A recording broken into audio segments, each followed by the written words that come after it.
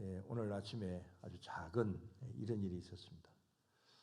아침에 운동을 갔다 와서 한 8시 40분쯤 되어서 이 샤워를 하려고 준비를 하고 있는데 동규를 보러 갔던 아내에게서 전화가 왔어요.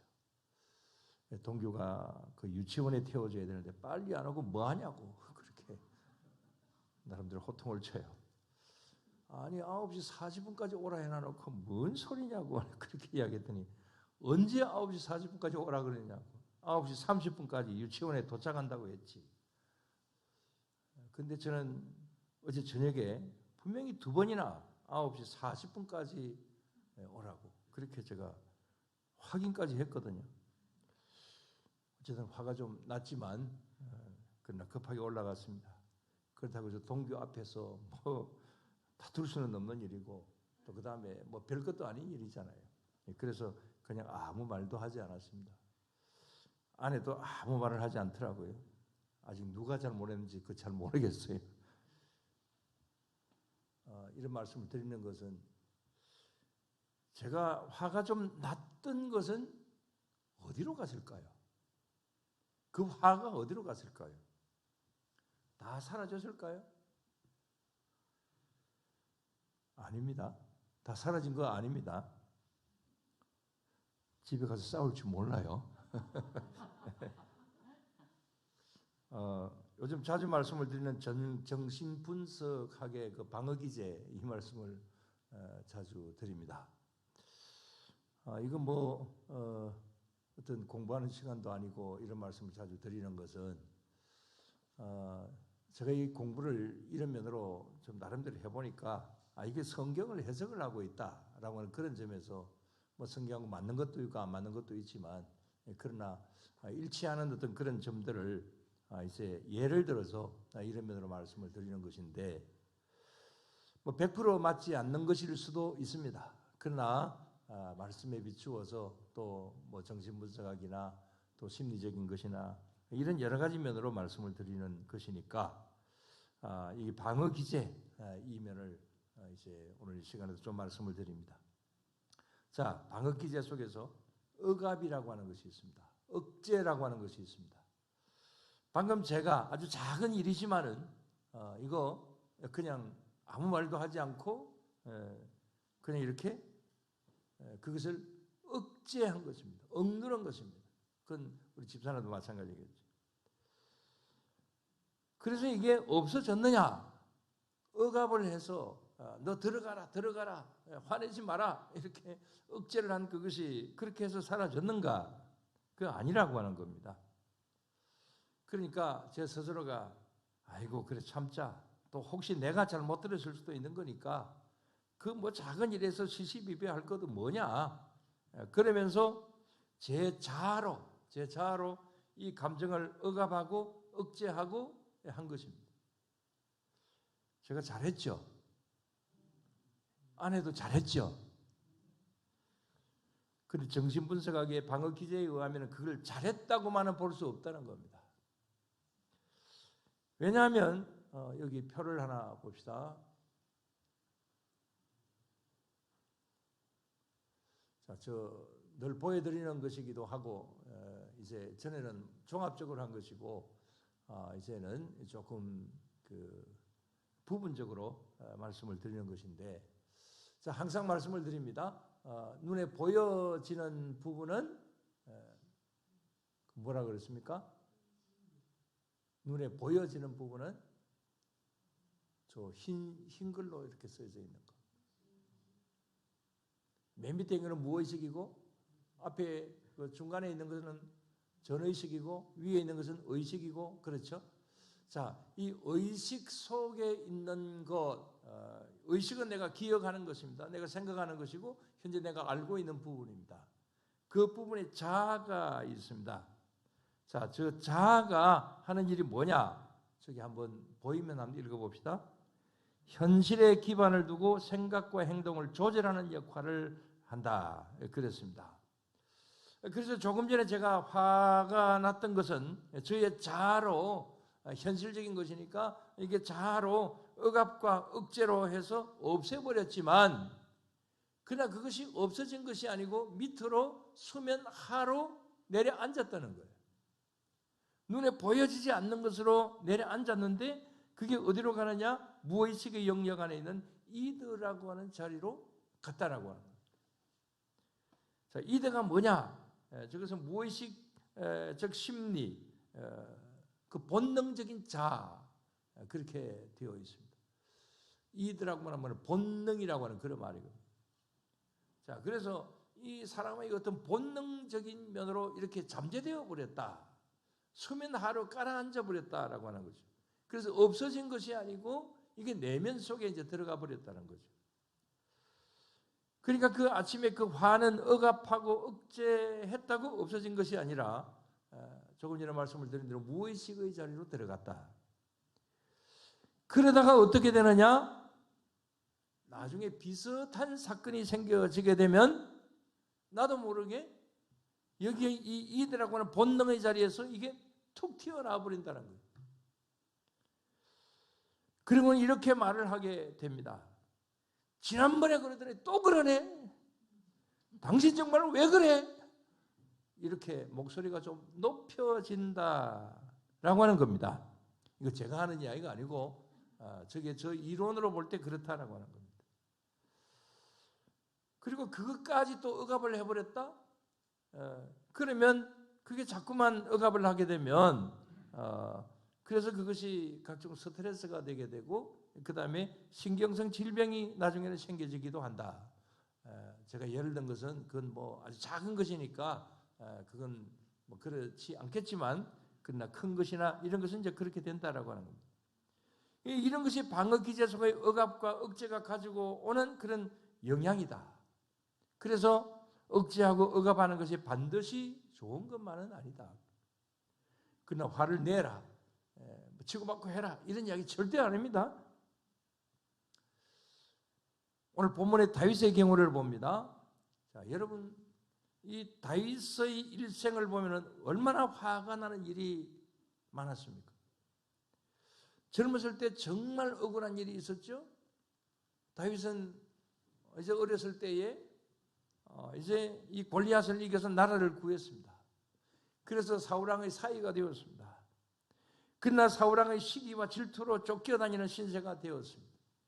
장인이 사위를 죽이려고 쫓아다니는 그런 지경이 되게 된 거죠. 그러니 이 다윗의 마음이 얼마나 억울하고 얼마나 참 괴롭겠습니까? 그것뿐만이 아닙니다. 나중에는 이제 나이가 많아서는 아들 압살롬이 쿠데타를 일으켜가지고 아버지를 죽이겠다고 막 달려들고 그러지 않았습니까? 정말 이것도 가슴 아픈 일이지 않겠습니까? 그러나 정말 억울하고 화가 나기는 했지만 다윗은 그 억울한 감정을 억제하고 억압을 했습니다. 사울왕을 죽일 수 있는 기회가 몇 번이나 있었습니다마는 그러나 마음을 억제합니다. 무엇으로서 억제합니까? 하나님이 세우신 왕을 내가 어떻게 죽일 수 있다는 말이냐? 그러면서 그걸 억제를 하죠. 자, 압살롬의 문제가 생겼을 때도 그래도 누굽니까? 아들이거든요. 그래서 자기 그 부하 장수인 요압 장군에게 절대로 죽이지는 말아라. 이렇게 부탁을 하기도 하지요. 그래서 이런 어떤 감정 속에 있는 이런 그것을 올라오는 감정을 억압하고 억제하고 뭐 여기 무의식의 자리로 들어갔다 그런 것은 성경에 없지만 그러나 여기 심리적으로 보면 무의식의 영역 안에 있는 이드의 자리로 여기 다윗도 역시 마찬가지로 그런 억제된 것은 거기로 갔다 이렇게 볼 수가 있는 거죠. 이걸 정신분석학의 방어기제에서는 어떻게 해석을 할까? 짧은 동영상을 한번 보도록 하겠습니다. 한 3분 26초 정도쯤 되는 겁니다.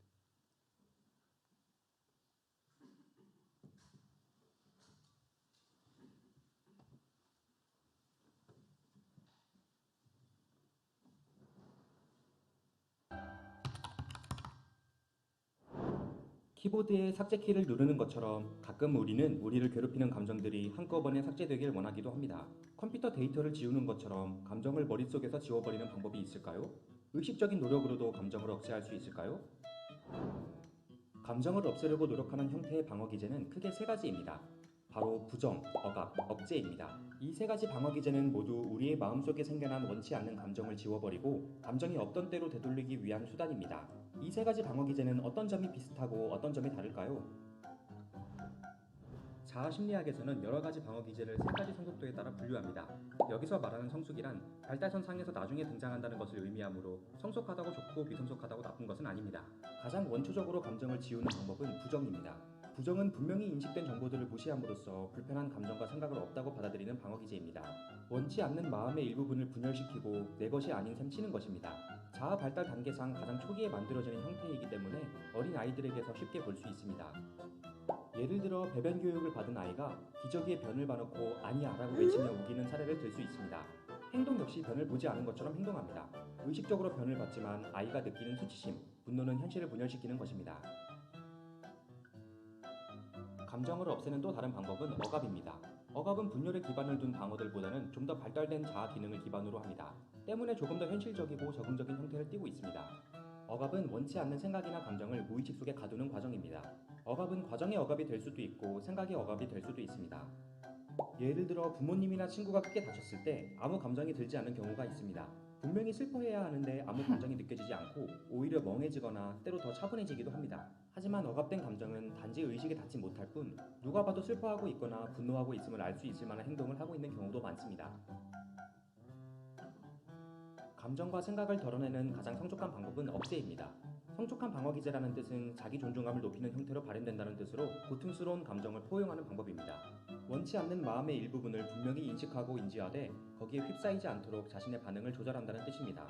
앞선 두 방법과는 달리 억제는 의식적인 선택과 의식적인 노력이 수반되는 과정입니다. 예를 들어 회사에서 큰 실수를 저질러 감당해야 할 일이 생겼다면 수치심, 걱정, 불안 때문에 집에 돌아와서도 끊임없이 괴로울 수 있습니다. 바로 그때 지금은 신경 쓰지 않을 거야. 지금 걱정한다고 해결할 수 있는 것은 아니잖아. 하고 스스로 말하며 걱정을 덜어내는 것이 바로 억제인 것입니다. 하지만 억제가 가장 성숙한 방어 기제라고 해서 감정을 억제하는 것이 가장 좋은 방법이라는 뜻은 결코 아닙니다. 큰 실수를 저질러 놓고 불안하다고 해서 그 생각을 억제한 채 미뤄두기만 한다면 실질적인 문제를 해결하는 데 큰 방해가 될 수 있습니다. 억제로 인하여 상황이 미루어지다 보면 결국 감정이 다시 억압되어 버리기도 합니다. 이럴 땐 승화나 유머 또는 상황에 따른 다른 방어 기제들을 활용해보는 것이 더 나은 방법일 수 있습니다. 다른 방어 기제들에 대해서는 다음 영상에서 자세히 소개하도록 하겠습니다. 부정과 억압, 억제는 이렇게 조금씩 다르지만 원치 않는 우리 마음의 일부분을 외면하고자 하는 의식적, 무의식적인 노력이라는 공통점이 있습니다. 어쩌면 우리의 수많은 번뇌는 불가능한 삭제 버튼을 찾기 위한 고군분투에서 비롯되는 것일지도 모르겠습니다.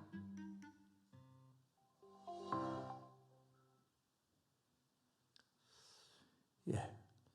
어떻게 보면은 억제하고 억압하는 것이 성인으로서 또 그 다음에 감정을 잘 조절을 하는 사람으로서 이것은 아주 잘한 일이다라고도 볼 수도 있겠습니다. 어떻게 보면 그렇게 하는 것이 좀 성숙한 사람이라고도 볼 수도 있습니다. 그러나 그것이 없어진 것은 아니다. 그것을 우리의 마음속에 잠재를 하고 있을 뿐이지 그것이 완전히 없어진 것은 아니다라고 하는 그런 이야기죠. 그래서 이걸 이제 없애야 되는 거잖아요. 그럼 어떻게 하면 이것을 없앨 수가 있을까? 어떻게 하면 해결할 수가 있을까? 심리학적 요법으로는 이런 경우에 어떻게 하든지 해소를 해야 되는데 그 해소하는 방법으로서 뭐 여러 가지를 이야기를 하고 있습니다.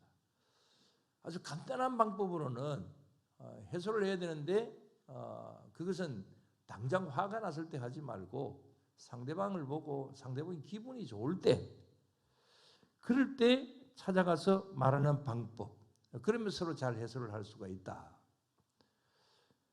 그러기도 하고, 그러나 전에 말씀을 드린 적이 있습니다만은 전에는 이 화를 풀 수 있는 이 안에 잠재되어 있는 이런 것을 해소하기 위하여서 어떤 방을 하나 만들어 놓고 거기에다가 어떤 모형 TV, 모형 냉장고, 모형 그릇 플라스틱으로 만들어 놔놓고 그래서 그게 방망이로 그냥 때려 부수는 어떤 그런 방법 전에 한 말씀을 드린 적이 있죠. 그 다음에 볼링하는 방법도 좋다 그랬습니다. 그래서 볼링을 이렇게 해서 스트라이크를 치면 핀이 넘어지는 것을 보고 스트레스가 해소가 된다. 그 다음에 또 옛날에 그 뭐 두더지 잡기 막 이렇게 때리고 그래서 두더지 잡는 거. 뭐 그런 방법으로 스트레스를 해소할 수 있다. 안에 있는 어떤 울분을 터뜨릴 수 있다. 이렇게들 이야기를 많이 했습니다. 그러나 연구 결과 그것은 오히려 폭력성을 더 가중시킨다. 그래서 결과적으로 보면 그런 방법은 좋지 않다. 그래서 요즘은 그렇게 이야기를 하고 있지 않습니다. 그런 방법을 쓰고 있지 않습니다. 저도 볼링을 많이 해봤지만 볼링 하다 보면 스트라이크가 되면 기분이 좋은데 스트라이크가 잘 나옵니까? 그래서 볼링도 그것도 오히려 더 스트레스가 올 수도 있다. 요즘은 심리 상담사가 있어서 그걸 이제 해결하는 방법을 모색을 합니다. 이걸 저도 한 학기 동안 이제 배운 적도 있지만 이걸 가르치는 교수님의 말로도 이것도 역시 한계가 있다. 그래서 뭐 그런 면으로 수업을 하면서 뭐 서로 토론도 하고 그 다음에 또 실험한 것을 또 서로 발표도 하고 이렇게 하기도 했습니다만은 그러나 그것도 역시 마찬가지로 한계가 있다. 또 체면술 요법도 사용을 하기도 하지만 그러나 이건 우리 믿는 사람으로서는 절대로 해서는 안 되는 그런 일이기도 하고 이것은 신앙적인 문제뿐만이 아니라 영적인 큰 문제도 가져올 수 있기 때문에 그래서 이런 방법은 우리 믿는 사람으로서는 절대로 해서는 안 되는 일이다. 자, 그래서 이걸 어떻게 해소를 해야 될 것인가? 이게 참 어떻게 보면 참 문제입니다. 그럼 다른 해결책은 없을까? 우리 다시 맨 처음에 그림으로 한번 돌아가 봅니다. 자, 밑에 이더가 있고 그 옆에 보면은 역시 수면하에 있지만은 뭐가 있습니까? 초자가 있습니다. 자, 이 초자로 들어가는 겁니다. 자, 이건 양심이나 도덕적 판단을 말한다. 그게 쓰여져 있습니다. 그래서 우리 양심적으로 생각을 해보고 그 다음에 또 도덕적인 판단이 어떤 것인가 이렇게 할 때에 어떤 기본적인 어떤 우리 그 자 그보다도 이렇게 초자 좀 더 높은 단계 거기에서 이것을 해결할 수가 있다. 이렇게 이제 이야기를 합니다. 그러나 초자적인 생각을 가진다라고 하는 것도 참 쉽지 않는 일이고 그 다음에 또 양심이나 도덕적 어떤 그러한 기준을 가진다라고 하는 것도 그것도 그렇게 쉬운 일은 아닙니다. 아무튼 이런 면으로 그냥 가장 기본적인 어떤 사람의 생각보다는 좀 더 높은 수준에서 생각을 해라. 그런 가운데서 이것을 해결할 수 있다. 그렇게 말을 하지만 그러나 그것도 참 쉬운 일은 아니다. 그래서 그러면 어떻게 하면 좋을까? 이런 면으로 제가 좋은 방법을 하나 말씀을 드립니다. 자, 이 그림을 한번 봅시다. 저게 무슨 그림 같습니까? 여러분들이 잘 아시는 내용이에요. 잘 아시는 이야기입니다. 예? 예, 아주 센스가 아주 좋고요. 아주 참 박학다시 같습니다. 자, 뭐 이야기 다 아시죠? 뭐 이야기하지 않겠습니다. 근데 그 이야기만 여러분들 알고 계십니다만은 실제로 저게 신라 경문왕이 기가 커서 이걸 감추기 위해서 큰 모자를 만들어서 이제 쓰기로 했는데 그래서 이제 모자를 만든 사람이 와야 되잖아요. 그래서 모자를 만들러 온 사람이 머리 치수도 재고 그다음에 이 귀를 덮을 수 있는 모자를 만들기 위해서 이제 직접 와서 이제 이렇게 그야말로 이 맞추기 위해서 이제 그런 견적도 보고 이제 그렇게 한 거죠. 귀 견적도 보고 그랬답니다. 그래서 이 경문왕이 여기 이 모자를 만드는 이 장인에게 너 밖에 나가서 말하면 죽어. 저기 뭐 말하면 일어나죠, 그죠? 말하면 죽어. 그렇게 했다고 합니다. 그래서 그건 우리나라에 있었던 뭐 비슷한 이야기라고 이렇게 나와 있기도 합니다. 자, 그래서 이제 어쨌든 이 사람이 임금님의 길은 당나귀 기다라고 하는 이 사실을 그냥 입이 그냥 막 입에서 나오려고 하는데 할 수는 없어요. 그래서 어디 가서? 대나무 밭에 가서 거기 보면 그 도림사라고 하는 절이 있는데 그 도림사에 있는 그 대나무 숲에 이 도림사라고 하는 절이 있는데 거기 가서 이 사람이 임금님의 길은 당나귀 기다 뭐 이렇게 막 외쳤다고 합니다.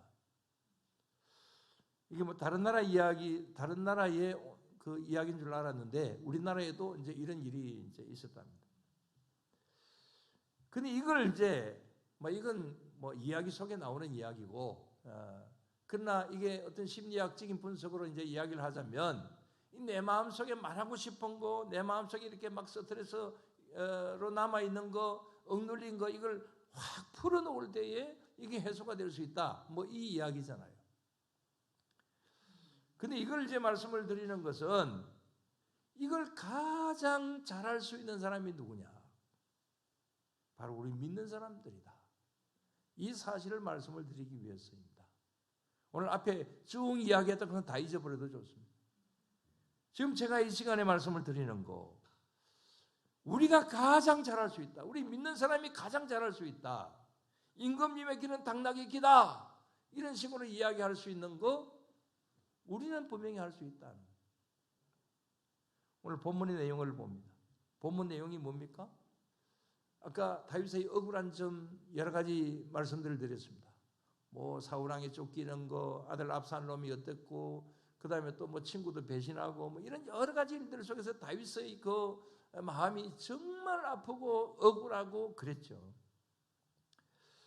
근데 그 다윗의 그 억울한 감정을 억제하고 억압을 했습니다. 그러나 다윗은 이런 감정의 억압과 억제를 해소를 해야 되는데, 이걸 풀어야 되는데 어떤 식으로 했느냐?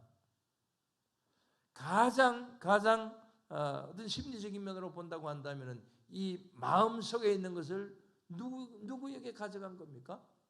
하나님에게 가져갔습니다. 그래서 하나님 앞에 가져가서 이제 기도를 합니다. 그래서 이게 그냥 심리학적인 면으로 보면은 누구인가 간에 누구든지에게 간에 그 대나무 밭으로 가든지 뭐 어디로 가든지 간에 이걸 이렇게 이야기를 하게 되면은 그게 해소가 되어서 그래서 시원할 수 있다. 그러나 거기까지만 이야기하면 그건 뭐 일반 사람도 다 할 수 있는 일이고, 정말 중요한 것이 있다고 한다면 우리가 이렇게 토로했을 때 그것이 완전히 해결될 수 있는 것은 누구 앞에서 할 수가 있느냐? 바로 하나님 앞에서 할 수 있는 거다. 그래서 다윗은 오늘 여기 109편 다는 보지 않았습니다만은 쭉 여기 109편 모두를 다 이렇게 한번 말씀을 보면 이 다윗이 하나님 앞에서 자신의 어떤 억울한 점, 그 다음에 자신의 처해 있는 이 모든 입장, 이걸 전부 다 하나님 앞에 토로합니다. 아마 울면서 가슴을 치면서 그렇게 기도했겠죠. 한 말씀만 더 본다면 109편 4절을 다 같이 한번 봅시다. 나는 사랑하나 그들은 도리어 나를 대적하니 나는 기도할 뿐이라. 나는 사울을 사랑하고 나는 내 아들을 사랑하고 나는 내 친구를 사랑하고 다 사랑하는데 그러나 그들은 오히려 나를 대적한다. 나에게 창을 겨눈다. 나에게 칼을 겨눈다. 그럼 나 어떻게 할 거냐? 뭐 할 뿐이다? 기도할 뿐이다. 그래서 하나님, 나는 하나님 앞에 기도할 뿐입니다. 하나님, 저의 이 억울한 사정을 들어주십시오. 이렇게 하나님 앞에 간절히 기도하는 거, 이거 무슨 기도라고 하느냐면 이걸 토설 기도라고 이야기를 합니다. 토설 기도. 그래서 이런 어떤 기도를 했을 때에 심리적으로 보면 내 마음도 해소가 되지만, 그러나 그것보다도 몇천 배, 몇만 배 더 귀중한 것이 있다고 한다면 이런 기도를 하나님께서 응답해 주시고 해결해 주신다라고 하는 점입니다. 그래서 우리 안에 있는 이런 억압과 억제시킨 이것이 이제 해소가 되게 된다라고 하는 그런 측면의 말씀인 것이죠. 이건 저를 가르친 교수님들도 믿는 분이기 때문이기도 하지만 자신이 생각할 때도 근본적으로 이 방법이 가장 최종적인 방법이다. 그때에 뭐 박사과정 할 때에 그 교수가 그런 이야기를 하더라고요. 저는 우리가 제거 기도하는 거 정말 중요하다고 생각을 합니다. 그런 기도를 하면서 내 안에 있는 이 모든 것을 다 풀어낸다라고 하는 것 자체가 일단 심리적으로 볼 때도 그 근거가 있는 것이고, 이렇게 하나님 앞에 우리가 우리의 부족함을 다 이렇게 풀어낼 때에, 그럴 때에 하나님께서 다 해결해 주시고 그런 가운데서 우리를 시원하게 해주시고 문제를 해결해 주시는 그런 가운데 있다. 이런 사실을 오늘도 이게 말씀을 통하여서, 다윗을 통하여서 그것을 볼 수가 있습니다.